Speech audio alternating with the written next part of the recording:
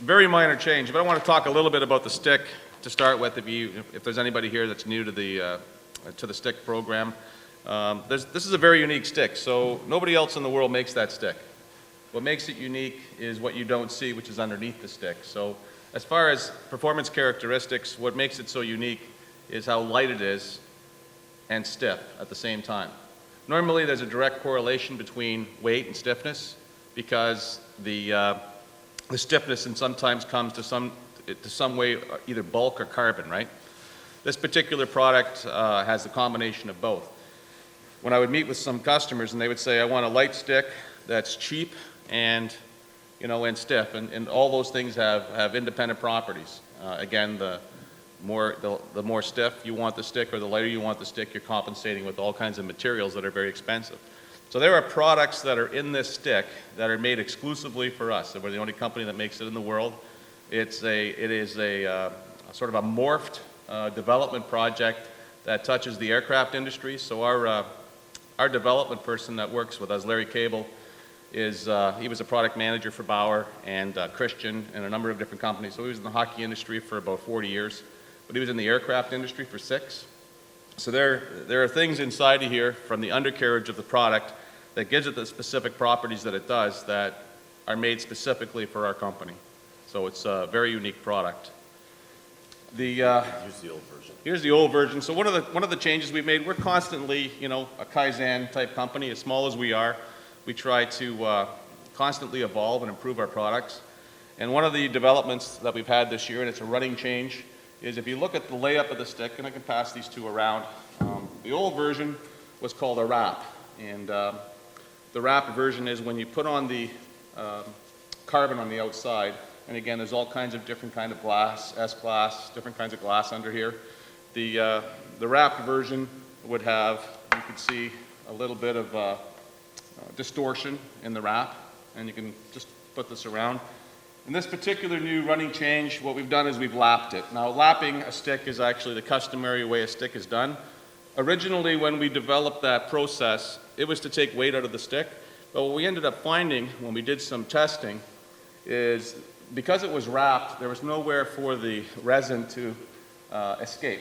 And the resin really doesn't have any positive properties other than adhesion. So there was some pooling of resin that added additional weight. So what we've been able to do in this new process is by lapping, it makes the number one break point more durable, which is the heel, because you've got 2 layers of product over top of each other. We thought it would add weight, but it doesn't. Because we've gone with a more traditional layup, the pooling of the resin doesn't happen. So we were surprised to find this little experiment had a 0 weight impact. So the product will be a little more durable. Everything else about it is the same. It'll just be a little more durable at the same weight. As far as price, it'll be the same. The process of wrapping is a little more expensive from a labor point of view. So this layup is a little less expensive, but you're losing a little bit more material. So it's a very slight, distinct change. Just for some of your customers, if they happen to notice it, you'll know why. You'll be able to tell them it's a more durable iteration of the same stick. So the genetic stick will be available in senior in 3 different paddle lengths, 26, 27, and 28, as well as we'll offer an intermediate at 24 and a half and a junior at 22 and a half.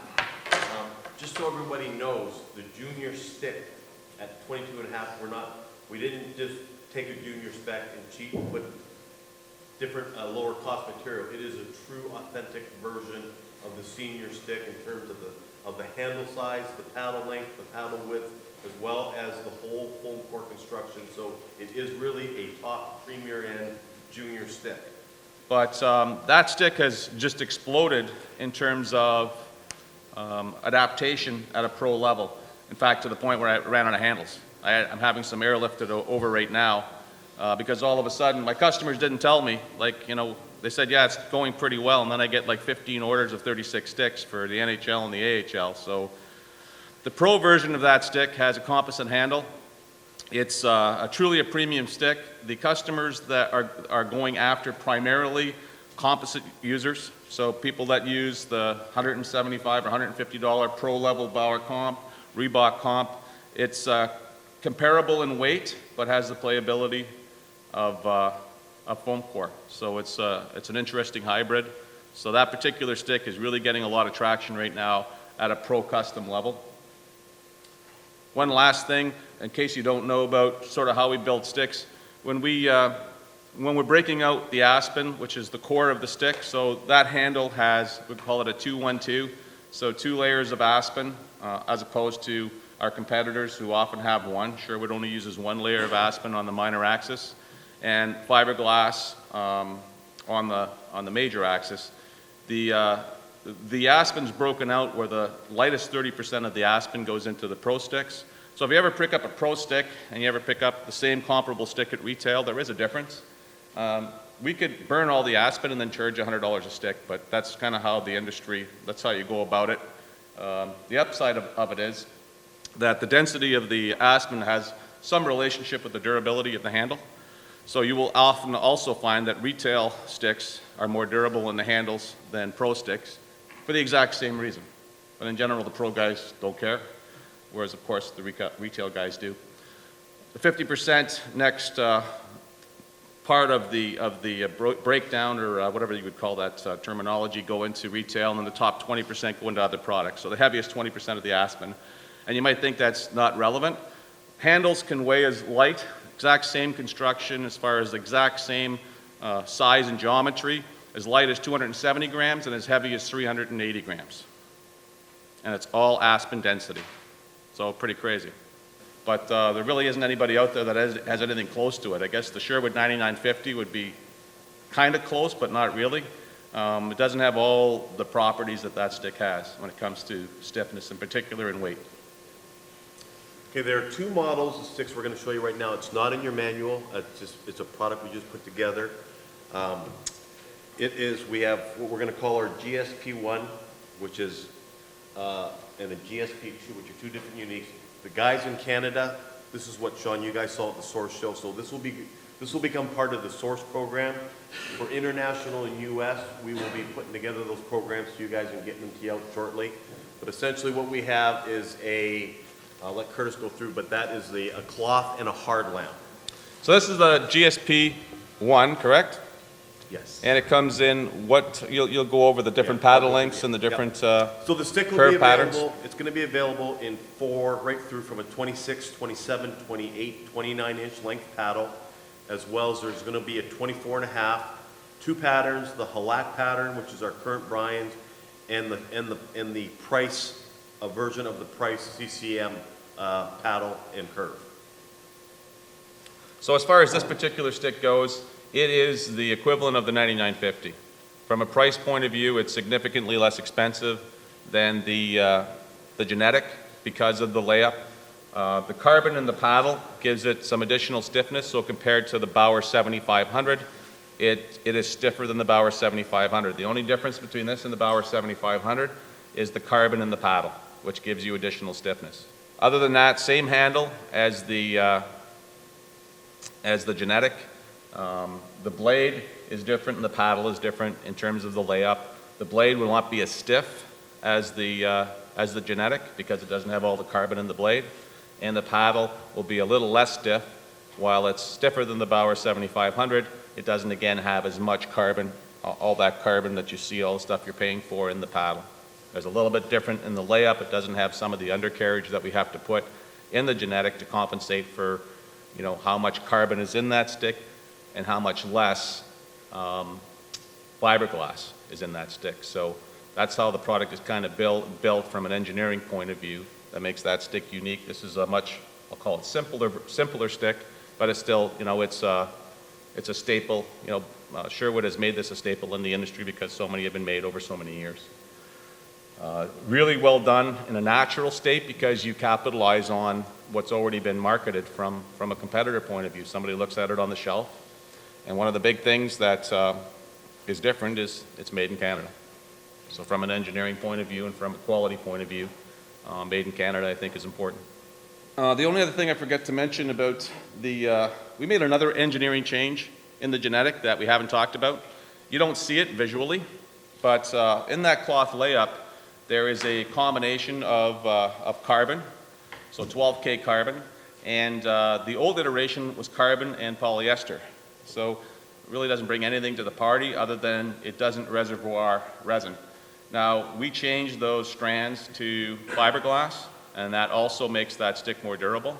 So, there are 2 iteration changes to that stick that'll make that stick more durable at roughly the same price. There's a little increase in the cost of fiberglass versus polyester. This particular stick is, again, very unique. From a marketing point of view, what makes it unique is the fact that there's carbon in the front and no carbon in the back. So this stick was specifically engineered to go after the, I'll say, go-to-war Reebok stick that came out 2 years ago. When we first saw it, like the benefit of our plant versus other plants is because we do over 600 custom goalies around the world. So if anything's being made, we see it because everybody's sending samples in, and every once in a while we see something different, so we cut it up and look at it, and Larry smells it and chews it, and I don't know, he burns it, and so we come up with understanding. And when we first saw the new Reebok stick, because it was so whippy, we thought, we were kind of laughing. We were thinking that Reebok was really off base. And then what they did demonstrate to us is that there are so many different goalies out there.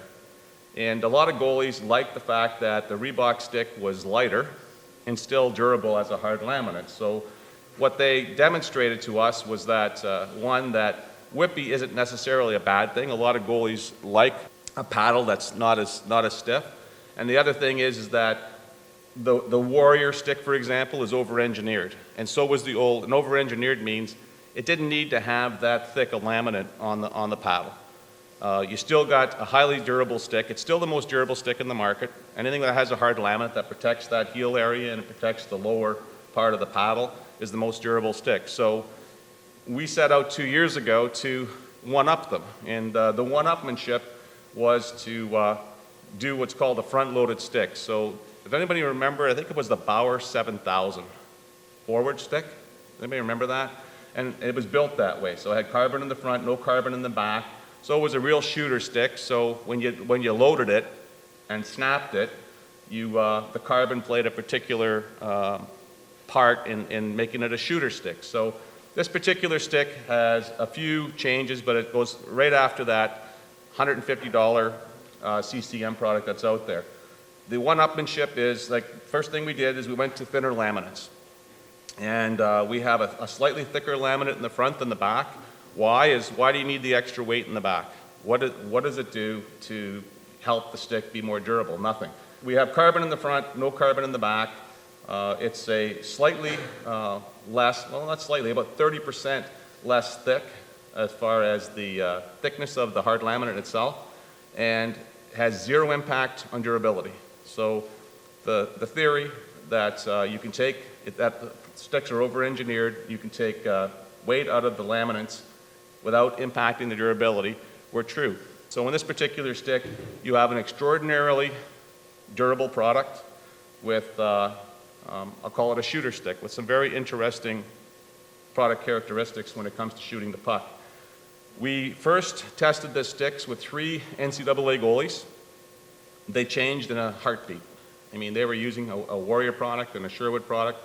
All 3 goalies at this NCAA school went to this particular stick and have used it ever since. And they said we could shoot the puck a line farther. Before I could shoot the puck to center ice, now I could shoot it in the air to the far blue line. So certainly had some demonstrated feedback that the stick does perform as built.